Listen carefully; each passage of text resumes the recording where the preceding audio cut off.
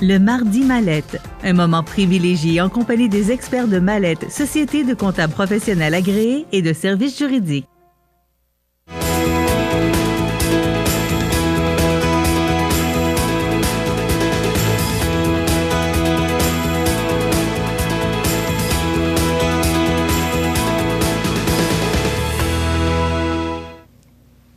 Je vous souhaite la bienvenue à cette autre chronique économique présentée par le groupe Mallette et je suis en compagnie de Régent Lemieux qui est comptable professionnel agréé.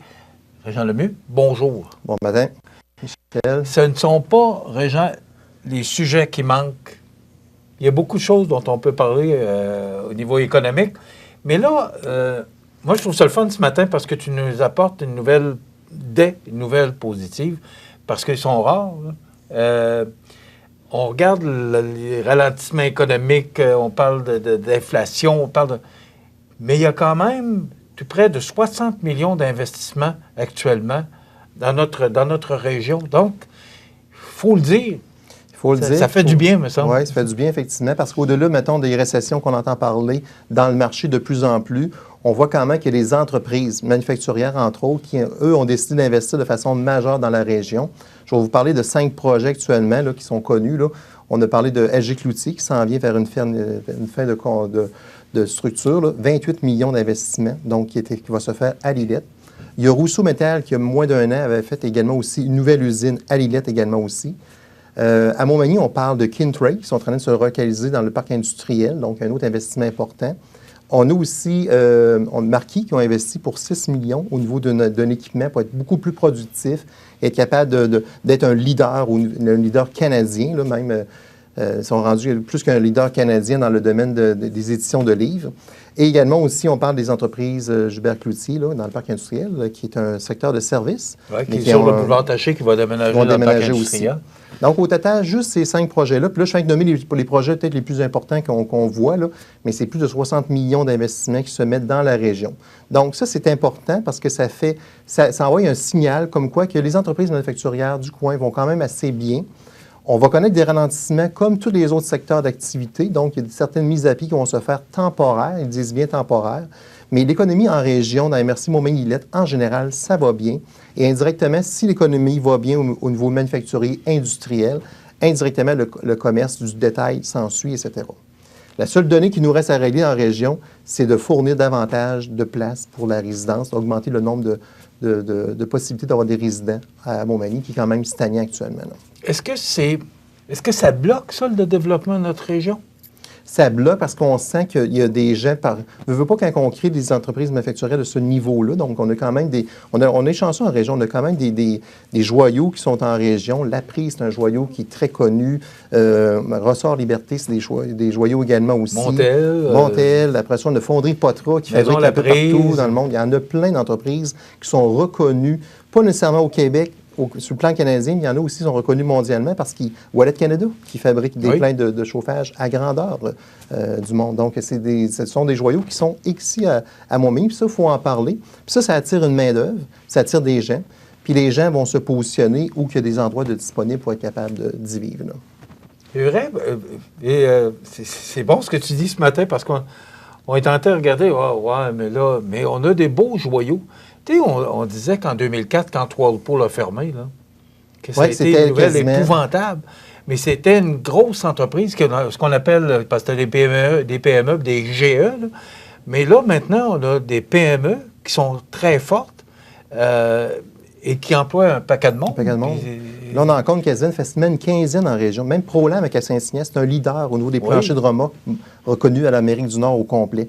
Donc, on a beaucoup d'entreprises dans le milieu qui ont remplacé Whirlpool, qui était effectivement, moi j'ai connu quand j'ai arrivé chez Mallette au début, c'est une mauvaise nouvelle qu'on apprenait que Whirlpool fermait, etc. Donc, ça avait créé une insécurité économique pour le coin.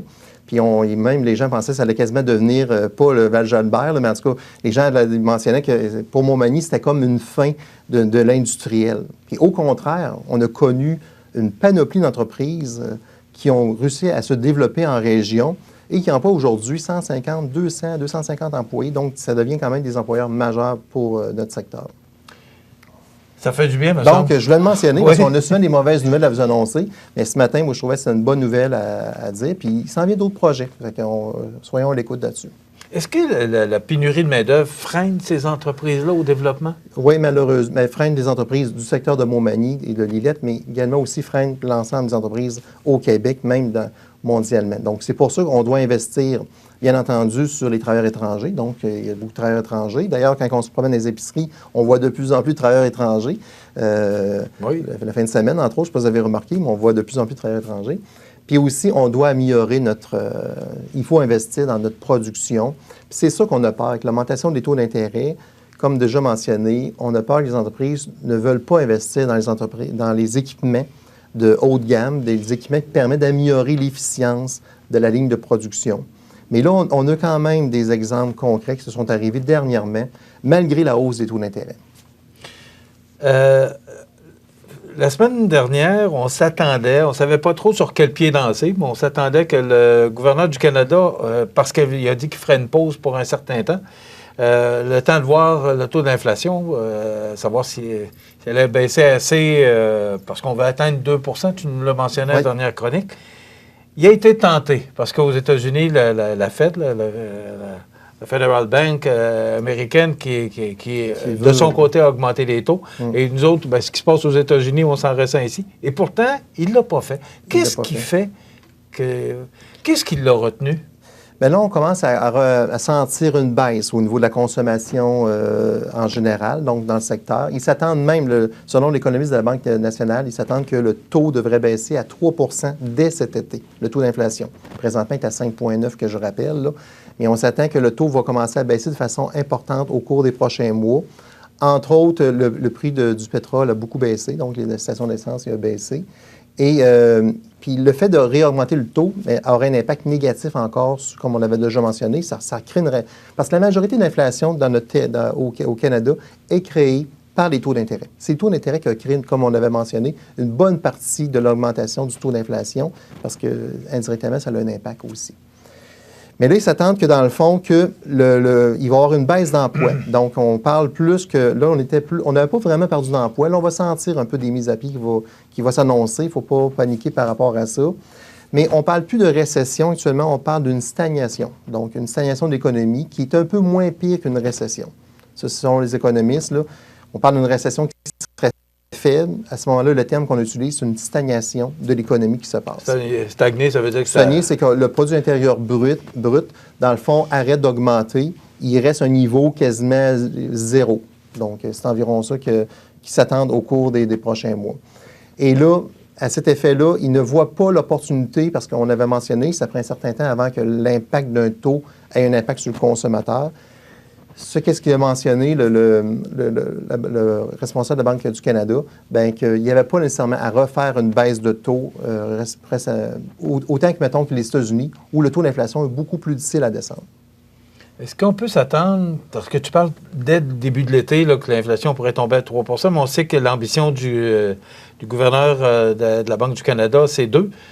Est-ce que pense qu'il pourrait être tenté de baisser les taux d'intérêt ou il va garder ça?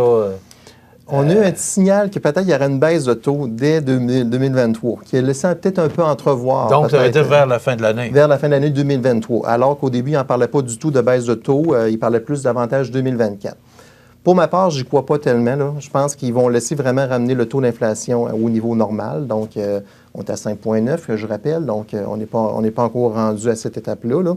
Fait que ça va aller beaucoup plus tard qu'on pense là, pour le taux. Mais peut-être que la deuxième partie de l'année, qui aurait dû être une année, peut-être une partie beaucoup plus difficile pour les consommateurs avec la récession, mais ça risque d'être amoindri, du moins, qu'est-ce qu'on sent, là, que les économistes nous disent. Je parlais avec quelqu'un la semaine dernière qui me mentionnait pourquoi baisser le taux d'inflation alors que tout, parce qu'on le dit, là, que même au Québec, l'économie est florissante, tout va bien. Pourquoi freiner les... Qu'est-ce que ça dérange qu'on ait une inflation à 5 ou 6 Bien, parce que quand on a une inflation de 5 à 6 c'est que l'ensemble, en général, c'est une moyenne que les prix sont augmentés de 6 Donc, indirectement, l'employé doit s'assurer d'avoir une augmentation de salaire en conséquence du taux d'inflation, sinon son pouvoir d'achat diminue. Donc, ce n'est pas nécessairement sain de maintenir un taux d'inflation élevé parce que c'est l'ensemble des prix à la consommation qui sont impactés par ça. Donc, l'objectif, c'est de ramener une augmentation de taux de 2 %. C'est une réalité qui est beaucoup plus acceptable qu'un taux à 5 à 6 % qui est maintenu.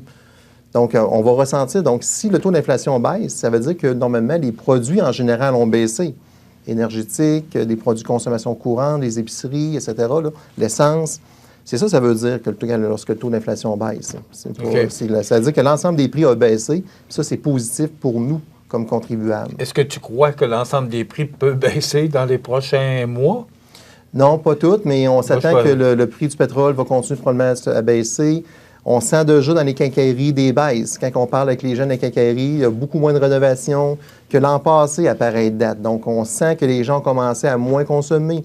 Les piscines, les spas, c'était difficile d'avoir une piscine, un spa. Et comme on consomme moins, c'est là que la baisse des prix... C'est ça. Fait que là, indirectement, c'est que les détaillants se ramassent avec un inventaire. Il faut rappeler que les détaillants ont beaucoup d'inventaire. Étant donné que la chaîne de production a été brisée, ils ont fait des commandes assez élevées pour être capables de fournir à la demande. Et lorsque les consommateurs n'achètent pas, ces inventaires-là doivent sortir de l'entreprise. Puis c'est là que ça crée une baisse. On voit déjà des baisses au niveau des spas, des piscines. Donc, on sent vraiment que ça commence à se sentir là, dans les différents biens de consommation. On parle d'inflation, puis on parle d'épicerie parce que c'est là où on le ressent plus, parce que c'est un besoin essentiel. Est-ce que les épiceries profitent de l'inflation? Est-ce qu'ils en profitent pour se mettre de l'argent plein les poches? Bien, du moins, c'est une question importante que le gouvernement canadien s'est posée parce qu'il a fait venir, dans le fond, au Parlement, ces leaders-là, parce qu'il faut comprendre qu'on est leadé par 5 grands épiciers au Canada. Donc, ça comprend là-dedans Metro, ça comprend Loblaw, Sobeys, qui détiennent les bannières respectives que vous connaissez, Maxi, Provigo, Sobeys, c'est IGA qui détient ces bannières-là. Tradition, ça fait partie également aussi de Sobeys. Et on a Costco, Walmart, qui sont des leaders là, qui vraiment dominent le marché. Donc, quand on a 5 personnes qui vendent des produits pour l'ensemble des gens, c'est pas beaucoup. C'est pas beaucoup. On appelle ça un oligopole. Donc, c'est un marché restreint de personnes, un peu comme au niveau du pétrole. Il n'y a pas grand producteur. Au niveau de la distribution alimentaire, on appelle ça de la distribution alimentaire, il y a environ 5 personnes qui lient le marché. Donc, c'est facile pour eux d'en profiter dans la période inflationniste pour être capable de mettre des profits. D'ailleurs, la preuve, ils ont 3 milliards de profits qui ont été constatés. Donc, on a 11,4 % d'augmentation du prix de l'épicerie, causée en partie par l'inflation, parce que l'inflation fait augmenter les prix des produits pour lesquels ces gens-là n'ont pas de contrôle sur l'augmentation des prix des produits alimentaires. Mais il n'en demeure pas moins qu'à la fin, ça fait quand même beaucoup de profits que font ces gens-là. On parle de 3 milliards. Donc, ils ont été à parler. Et eux, ils disent que, dans le fond, ils n'ont pas profité nécessairement de l'inflation. Ils ont simplement subi une hausse des tarifs causée par l'inflation. Mais leurs profits sont là en conséquence. Donc, il y a un premier signal qui est envoyé par le gouvernement du Canada en disant, est-ce qu'on est assez d'avoir 5 entreprises qui contrôlent le marché alimentaire au Canada? Point d'interrogation.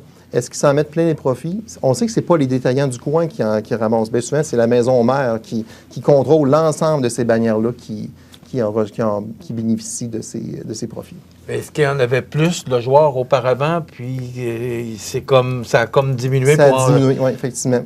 C'est un peu comme dans le domaine des quincailleries. 5, c'est pas beaucoup pour le Canada. C'est 35 millions de population. population. On voit ça un peu, même dans le domaine des quincailleries. Vous allez voir, les quincailleries, il y en a de moins en moins des quincailleries indépendantes. C'est détenu par, bien souvent, c'est des franchisés. Nous, on a BMR à Montmagny, Saint-Jean-Port-Joli aussi. Donc, ça, c'est vraiment un réseau important qui est contrôlé par les mêmes personnes. Donc, on voit beaucoup de réduction du nombre d'entreprises. Dans différents secteurs. Dans différents secteurs d'activité. Donc, les quincailleries, c'est un exemple. L'alimentaire, c'était déjà commencé depuis un certain temps. L'alimentaire, ils ont vraiment, tu sais, dans le temps, il y avait Steinberg, il y en avait des détaillants, beaucoup. On avait Métro dans le temps, Léon Collin, qui est fermé maintenant. Tu as 2 bannières, c'est IGA et Maxi. Oui.